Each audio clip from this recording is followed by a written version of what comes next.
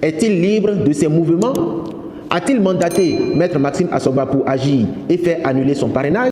Maître Renoir Goudjou, c'est amusé et consterné que j'ai pris acte de sa sortie hier, en date du samedi 18 octobre, durant laquelle il s'est permis d'insinuer que j'aurais disparu et qu'à ce jour, personne n'a vu Sodino Michel.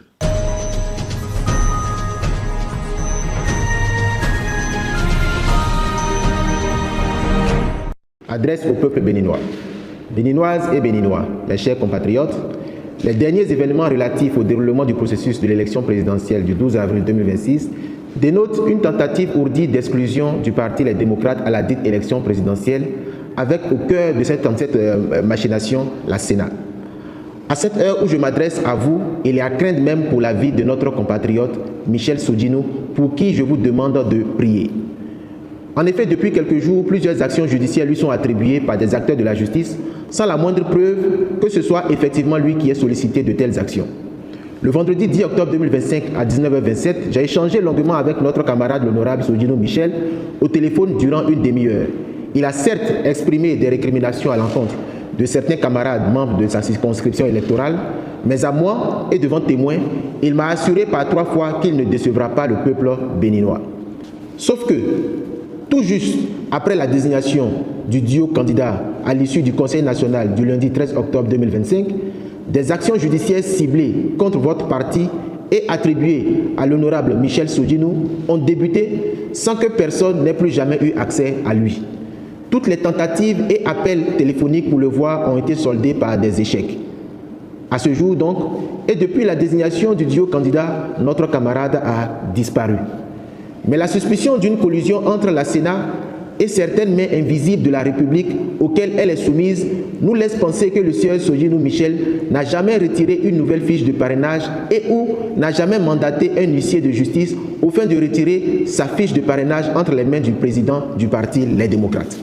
Et pour preuve, à ce jour, personne n'a vu physiquement le sieur Sodino Michel, ce qui nous fait croire que ceux qui agissent pour son compte non seulement sont les seuls à savoir où il se trouve, mais il est plus évident qu'ils se sont arrangés pour que notre camarade ne soit pas libre de ses mouvements afin de garantir le succès de cette entreprise funeste de déstabilisation. Reçu dans le bureau du directeur général des élections ce vendredi 17 octobre 2025 aux environs de 10 h, en présence de notre huissier de justice, pour le dépôt de la fiche de parrainage que l'honorable Sodino Michel a retirée le 2 septembre 2025 avec tous ses collègues, le directeur général des élections a fait venir Maître Maxime Asogba dans son bureau, qu'il nous a présenté comme l'huissier de la Sénat. Déjà le 14 octobre 2025, lors du dépôt de notre dossier de candidature à la Sénat, nous avons déjà remarqué et constaté la présence de cet huissier de justice dans la salle de réception des dossiers de candidature aux côtés des membres du comité de réception des dossiers de candidature et de la Sénat, ce qui confirme qu'il est effectivement l'huissier de justice de la Sénat. Ma première interrogation est la suivante. Dès lors que l'honorable Michel Sodino est introuvable, à quelle occasion l'huissier de justice de la Sénat a pu être mandaté par le camarade Sodino pour être également son huissier et lui retirer sa fiche de parrainage? À quel moment l'honorable Sodino Michel a-t-il retiré sa nouvelle fiche de parrainage entre les mains de la Sénat? Est-ce l'huissier de justice de la Sénat qui a retiré pour le compte de Michel Sodino cette nouvelle fiche de parrainage ou Michel Sodino lui-même? Mais revenons au fait de notre passage à la Sénat ce vendredi 17 octobre 2025. Toujours dans le bureau du directeur général des élections, en présence constante de Maître Maxime Asogba, présenté comme l'huissier de la Sénat, et de notre huissier à nous, le parti Les Démocrates, qui était également présent. Le directeur général des élections a fait venir ensuite le sieur Zizindoué, qui nous a expliqué qu'il est chargé de nous conduire dans la salle du comité de réception des dossiers de candidature et qu'une fois là-bas, la fiche de parrainage sera reçue et une étude approfondie sera faite par la Sénat pour une notification ultérieure sur la validation de notre candidature. Nous l'avons donc suivi dans la salle où nous avons été reçus par le comité qui a réceptionné la dite fiche de parrainage et nous avons signé le procès verbal de remise en présence de notre huissier de justice et de Maître Asogba, huissier de la Sénat. C'est donc dans l'attente d'un récépissé de dépôt de la dite fiche que les événements vont prendre une autre tournure mélodramatique. D'abord, dans un premier temps, la Sénat a fait venir un autre huissier de justice en la personne de Maître Alain Akpo, qu'elle nous a présenté comme son huissier. Dès lors, la question la plus évidente est celle de savoir le rôle et la qualité de Maître Maxime Asogba dans l'enceinte de la Sénat depuis plusieurs jours qui nous a été présenté auparavant par le directeur général des élections comme étant l'huissier de la Sénat. Nous avons décidé d'interpeller directement Maître Maxime Assoba, qui va affirmer qu'il est présent dans les locaux de la Sénat en qualité de l'huissier de justice de l'honorable Michel Soudjinou. Pourquoi le directeur général des élections l'a-t-il alors présenté comme l'huissier de l'institution? Que faisait-il dans la salle de réception des dossiers de candidature le 14 octobre 2025 à 23h40 en présence du duo candidat des démocrates et des membres de la Sénat? Michel Soudjinou est-il libre de ses mouvements en sa qualité de prétendu huissier de justice de ce dernier? À toutes ces questions, Maître Assoba n'a pas été en mesure de nous répondre. Il va donc quitter la salle aussitôt et se mettre à passer des appels. Au même moment, M. Zizindoé va tenter en vain de nous faire signer une autre fiche de réception du 28e parrainage avec la mention de son annulation par décision du tribunal. Nous lui avions gentiment fait remarquer que ce n'était pas dans les attributions du comité de réception des pièces de candidature de faire de telles observations sur le fond, mais plutôt à la Sénat elle-même. Après plusieurs minutes d'échange, nous avons quitté les lieux après l'arrivée d'un détachement impressionnant de la police républicaine avec à sa tête le directeur général de la police républicaine en personne. Maître Assoba est allé à sa rencontre et accompagné d'autres officiers se sont tous rendus à l'étage du bâtiment principal de la Sénat. Mes chers compatriotes, à ce jour, les seules questions qui vaillent sont les suivantes. Où se trouve l'honorable Michel Soudjinou? Est-il libre de ses mouvements? A-t-il mandaté Maître Maxime Assoba pour agir et faire annuler son parrainage? S'est-il rendu lui-même à la Sénat pour le retrait d'une nouvelle fiche? Quel est réellement le rôle de Maître Maxime Assoba qui se dit huissier de Soudjinou et en même temps de la Sénat dans cette nébuleuse? Michel Soudjinou est-il encore en vie? Surtout que dans la matinée du vendredi 17 octobre 2025, il a été constaté sur les réseaux sociaux un nouveau message de notre camarade dans lequel il a affirmé être séquestré. En l'absence de réponse venant de Michel Soudjinou in persona, c'est-à-dire en l'absence de réponse venant de Michel Soudjinou lui-même, toutes les décisions rendues par le juge judiciaire, pourtant incompétent en matière électorale, sont des décisions escroquées contre le peuple béninois afin de lui arracher sa souveraineté garantie par notre Constitution et la Cour constitutionnelle. En mettant son propre huissier de justice à la disposition de l'honorable Soudjinou Michel, la Sénat confirme qu'elle est impliquée dans le projet d'exclusion du peuple et du Parti Les Démocrates à l'élection présidentielle du 12 avril 2026. En ce qui me concerne, je prends le peuple béninois tout entier à témoin, ainsi que la communauté internationale pour ma sécurité, car des informations persistantes de mon enlèvement ou de mon kidnapping me parviennent depuis plusieurs jours. Chers compatriotes, chers militants du Parti Les Démocrates, mesdames et messieurs de la presse, je prends la parole ce jour, dimanche 19 octobre 2025, non pour répondre aux injures et aux affabulations, mais par devoir de vérité envers le peuple béninois. Le temps de la politique de l'ombre et du mensonge organisé est révolu. Mon propos va donc s'articuler en 3 phases. 1. La preuve de la mauvaise foi des responsables du Parti LD.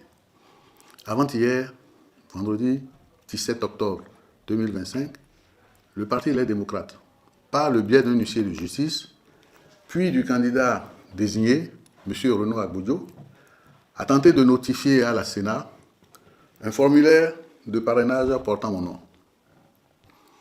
L'issue, que tout esprit éclairé prévoyait, fut sans appel. Ceci démontre que l'urgence de leur action ne visait qu'à dissimuler l'inconduite et la mauvaise foi qui accourent depuis des semaines. Rappelons la chronologie des faits.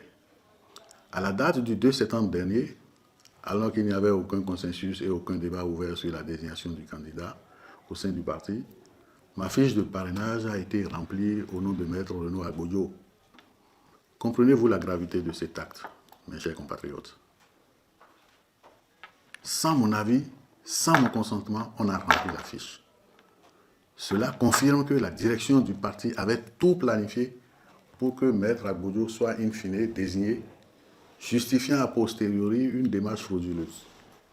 Plus grave encore, non seulement ce parrainage n'est plus valide, mais il a été purement et simplement falsifié à dessein. Je le dis publiquement. Aujourd'hui, tous les éléments sont réunis et me fonderaient légitimement à déposer plainte pour falsification de documents. Faux et usage de faux contre les prétendus bénéficiaires, c'est-à-dire M. Agbodjo et M. Lodjou. ainsi que contre le président du parti lui-même. Néanmoins, je ferai preuve de retenue et d'indulgence cette fois-ci. J'estime que le Parti Les Démocrates a déjà suffisamment de problèmes pour lui en rajouter celui de l'exposition devant l'opinion nationale et les tribunaux. Des inconvéniences notoires de quelques-uns de ces cadres. De plus, avec eux, au fond, j'ai toujours entretenu des relations courtoises et respectueuses qui se passeraient bien de cet ultime supplice. 2. Contre les dérives du leadership. Je suis un homme de principe et d'idéal politique. Têtu pour certains, je suis prêt à me battre jusqu'au bout pour défendre mes convictions. Et dans le cas d'espèce, l'idée que je me fais de la justice en politique. J'entends les chuchotements, j'entends les insinuations ridicules selon lesquelles j'aurais pactisé avec Patrice Talon. Mais laissez-moi être clair. Je n'ai jamais rencontré Patrice Talon si ce n'est dans les manifestations officielles. Attribuer ma démarche à une quelconque connivence relève de l'absurdité la plus totale. Cette attitude n'est que le déni de nos responsables qui refusent une fois encore de se regarder dans le miroir pour apercevoir leurs égarements et leurs propres fautes. Mon combat est pour la démocratie interne. Mon combat est pour notre idéal démocratique. Pour cette raison, je ne pouvais cautionner les logiques exclusionnistes du président Boni Yayi, que j'aime bien au passage, ni ses méthodes de gouvernance rétrograde qui asphyxient l'expression démocratique au sein de notre formation politique. Mon appréhension sur ce processus de désignation ne date pas d'hier. J'ai toujours milité et c'est un secret de polichinelle. Pour le président Éric Mounété, un homme dont la légitimité au sein du parti est incontestable. Aujourd'hui, on nous impose finalement mon frère Renaud Agbodjo. Je n'ai rien contre lui. Avec pour seul critère qu'il est de Savère et neveu de Boni Yayi. Aucun critère objectif de mérite ou de consultation réelle ne justifie ce choix si ce n'est le simulacre de commission aux ordres, je dis bien aux ordres, qui a été mis sur pied et téléguidé par le président Boni Yayi lui-même. Je ne fais que dire à haute voix ce que la majorité des députés, les démocrates, pensent dans le secret de leur réflexion sur la gestion du parti. Permettez-moi une dernière observation, mes chers compatriotes, sur mon jeune frère, Maître Renaud Agbodjo. C'est amusé et consterné que j'ai pris acte de sa sortie hier, en date du samedi 18 octobre, durant laquelle il s'est permis d'insinuer que j'aurais disparu et qu'à ce jour, personne n'a vu Sodino Michel. Comment peut-il s'aventurer sur un terrain aussi glissant quand il sait pertinemment que, malgré mon silence, j'ai continué de vaquer à mes occupations habituelles à mon domicile, que je suis allé retirer en personne ma seconde fiche de parrainage à la Sénat, quand il sait que j'ai rendu publique ma déclaration du jeudi 16 octobre 2025, qui soit dit en passant a inspiré le lendemain une contrefaçon à laquelle je ne m'associe pas. Comment peut-il à ce point se méprendre sur la vérité des faits?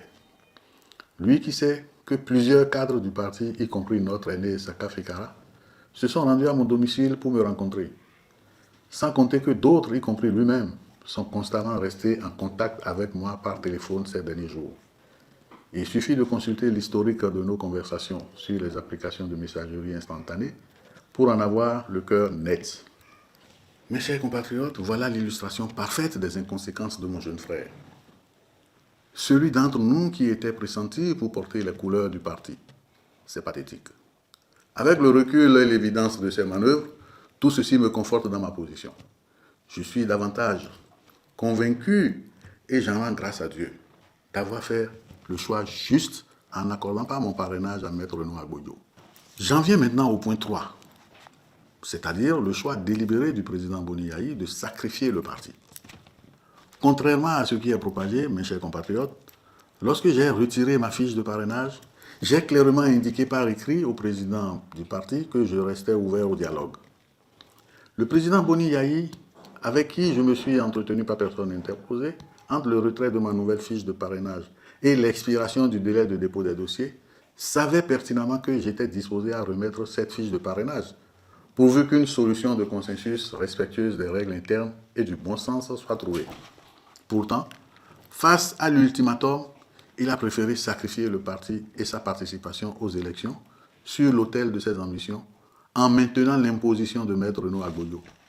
C'est donc le président Boni Yahi, en réalité, qui est responsable à part entière de la disqualification du Parti Les Démocrates à l'élection présidentielle par défaut de parrainage. C'est triste pour notre formation politique qui ne mérite pas ce genre de leader, excusez-moi. Je suis en colère, profondément en colère. Cette politique menée par le président Boni Yahi est d'un autre âge, mes chers compatriotes. Elle est celle des intrigues, du clanisme et du mépris de la base. Je pense qu'il est temps de tourner la page. Il est temps de faire la politique autrement, avec transparence, respect du mérite et une véritable orientation vers le service du peuple et de notre pays. L'avenir du Bénin mérite mieux que les calculs personnels et les méthodes désuètes. Je vous remercie.